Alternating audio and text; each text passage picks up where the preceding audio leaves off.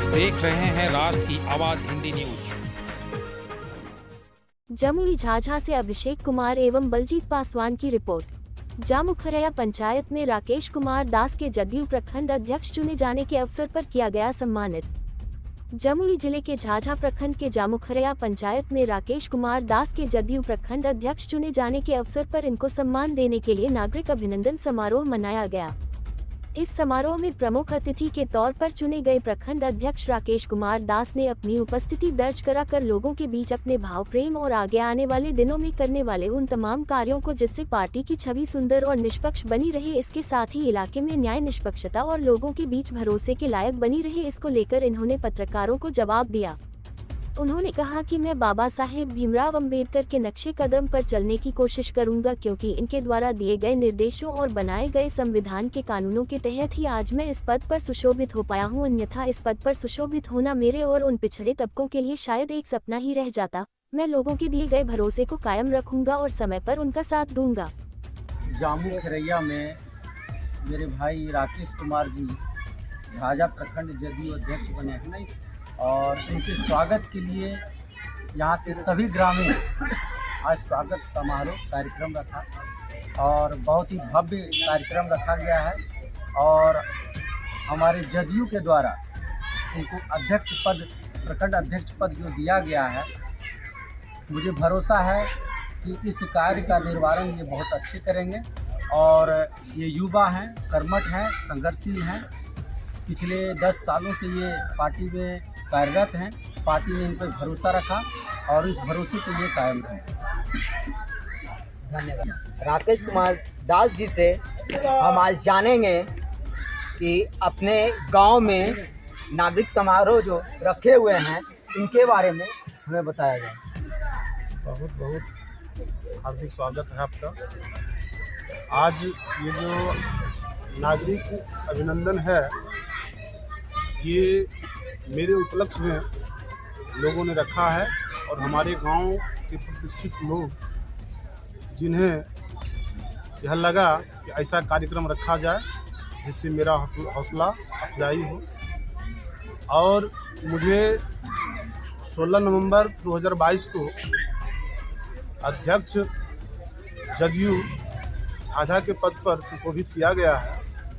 Party ने मेरे कंधे पे बहुत बड़ी जिम्मेवारी सौंपी है। मैं उस जिम्मेवारी को बखूबी निभाने का कार्य करूंगा और हमारे क्षेत्र के गरीब गुरबा लोग, शोषित, पीड़ित, दलित, उपेक्षित या जो भी लोग हैं जो हमारे क्षेत्र के हैं, अगर वो अपनी समस्याओं को हमारे समक्ष रखेंगे तो मैं त्वरित कार्रवाई करने का काम करूंगा। और विशेष करके प्रखंड का कोई भी काम हो या थाना का समस्या हो या सरकारी हॉस्पिटल की समस्या हो, मैं उससे निदान करने का काम करूंगा। इतनी बड़ी जिम्मेवारी सौंपी है और आज का ये जो हार्दिक अभिनंदन है, ये बहुत ही खुशी का पल है।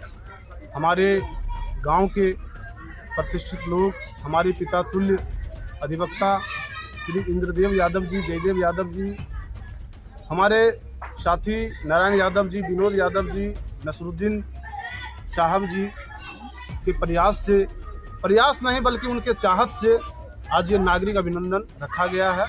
और इस नागरिक अभिनंदन में मुझे आमंत्रित किया गया है और मुझे बुलाया गया है और मैं आया हूँ और ऐसा माहौल देख करके मैं काफ़ी प्रफुल्लित हूँ।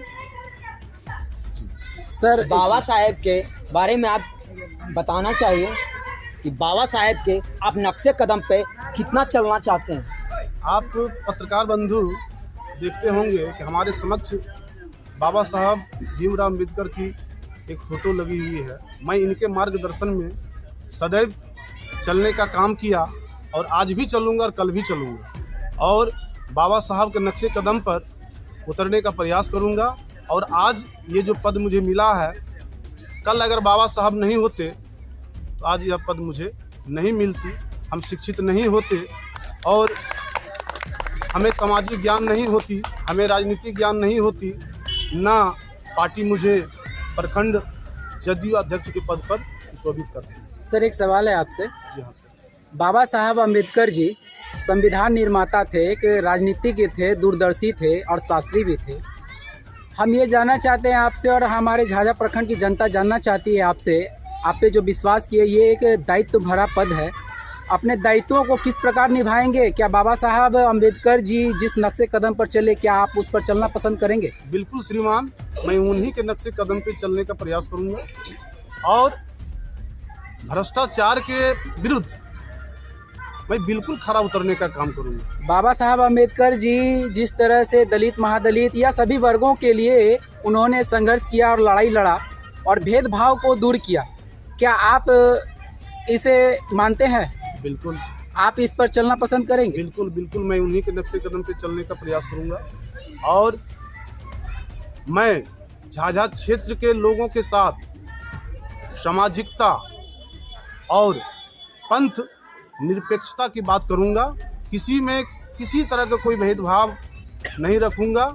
हमारे जितने भी साथी हैं, हमारे जितने भी युवा साथी हैं, जदयू के जितने भी कार्यकर्ता हैं, जितने भी मतदाता हैं, जितने भी लोग हैं, मैं सभी को आने के बाद आप किस तरह से पार्टी को मजबूत करेंगे और पार्टी को आगे बढ़ाने का कार्य करेंगे? देखिए, पार्टी की जो अभी स्थिति है बिहार में जी, हमारी जो पार्टी है जदयू, वो 2005 में बिल्कुल खिलता हुआ फूल था और आज कहीं ना कहीं इस पार्टी में कुछ न कुछ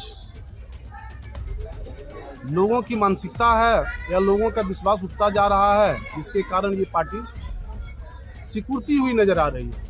लेकिन मैं अपने क्षेत्र में अपने मेहनत के बदौलत, साथियों के सहयोग से इस पार्टी को मैं पुनर्जीवित करने का प्रयास करूंगा और मैं उस दिन भी बोला था 16 नवंबर को, और आज भी आपके चैनल के माध्यम से बता देना चाहता हूं, इस झाझा प्रखंड में जदयू को नंबर 1 पे लाने का अथक प्रयास करूंगा। यही मेरा सबसे पहला कार्य है। एक सवाल और है सर आपसे कि झाझा प्रखंड के जितने भी पंचायत हो या झाझा नगर परिषद हो, इन सभी जगहों में भ्रष्टाचारियों पर आपका दृष्टि पड़ेगा क्या? बिल्कुल श्रीमान, उसी पे तो मेरा फोकस रहेगा। पहला फोकस मेरा वही रहेगा।